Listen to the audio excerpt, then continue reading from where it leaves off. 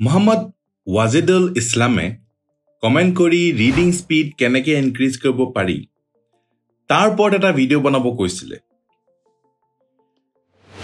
সৰুতে ঘৰত এনেকৈ কৈছিলে নেকি, বাবু চিঞৰি চিঞৰি পঢ়, পাকঘৰলৈকে শুনিব লাগিব। আপুনি যদি APSCৰ কাৰণে তেনেকৈ পঢ়ে, চিলেবাছটো 4-5 বছৰত শেষ হৈ যাব আৰু আপোনাৰ ACS APS হোৱাৰ সপোনটো শেষ হৈ যাব।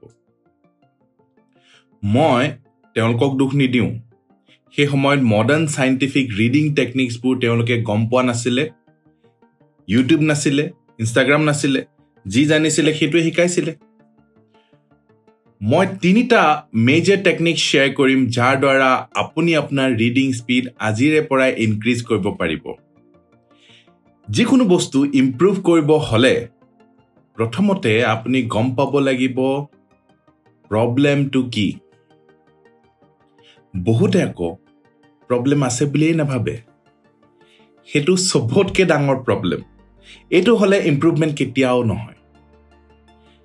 প্ৰব্লেম এটা ছল্ভ কৰাৰ প্ৰথমটো ষ্টেপ হৈছে প্ৰব্লেমটো আইডেণ্টিফাই কৰিব পৰাটো।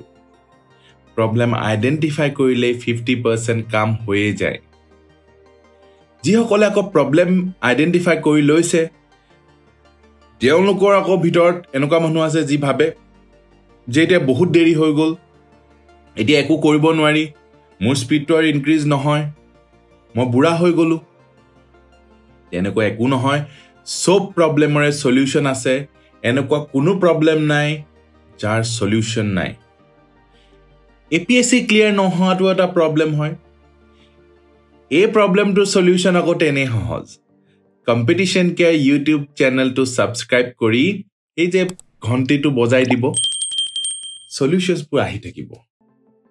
কেতিয়াবা প্ৰব্লেম অহাৰ আগতেই সলিউশ্যন পাই যাব।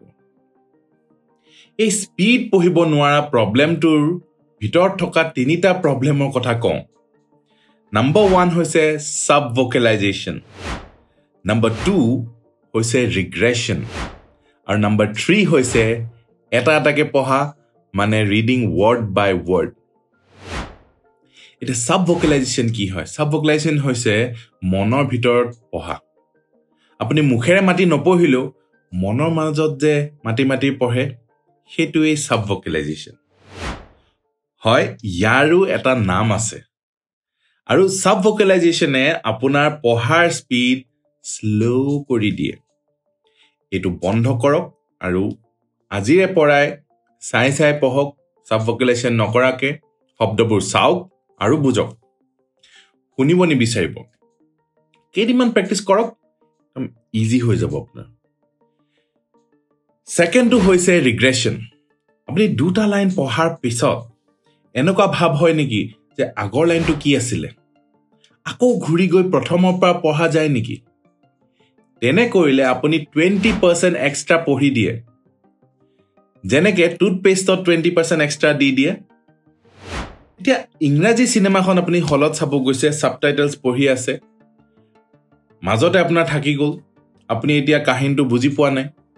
এনেকুৱাটো নহয়, লাষ্টত আপুনি গৈ কাহিনীটো বুজি যায়গৈ। সেই তেনেদৰে ৰিগ্ৰেশ্যন আপুনি যদি বন্ধ কৰি দিয়ে, আপুনি তথাপিও বুজি পাব। হলত ৰিৱাইণ্ড কৰিব নোৱাৰেতো, কিন্তু পঢ়োঁতে পাৰে, সেইকাৰণে মানুহে কৰি থাকে। এতিয়া থাৰ্ডটো হৈছে ৰিডিং ৱৰ্ড বাই ৱৰ্ড। আমাৰ স্কুলবিলাকত এটা প্ৰব্লেম আছে যে স্কুলত আমাক কেতিয়াও ৰাইট টেকনিকত পঢ়িবলৈ নিশিকালে। আমি বেছিভাগে এটা এটাকে পঢ়োঁ। ময়ো তেনেকৈ পঢ়িছিলোঁ আৰু বৰ কষ্ট পাইছিলোঁ। এটা এটাকে নপঢ়ি গ্ৰুপ অফ ৱৰ্ড একেলগে পঢ়িলে আমাৰ স্পীড অট'মেটিকেলি বাঢ়ি যায়। এইটো আমাক কেতিয়াও শিকোৱা নাই, কোনো শিকোৱা নাই। এইকেইটা কিতাপ আপুনি ট্ৰাই কৰক আৰু আপোনাৰ স্পীড 35%লৈকে বৃদ্ধি হৈ যাব আজিৰে পৰাই। প্ৰথমতে বুজি কম পাব, কিন্তু লাহে লাহে বেছি বুজি পাব।